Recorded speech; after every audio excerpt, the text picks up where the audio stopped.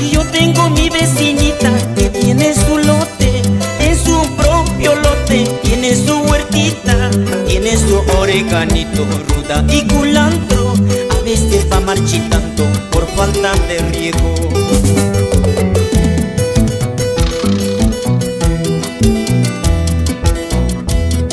Y yo tengo mi gallito, gallito precioso, es muy engreíto, un poco travieso.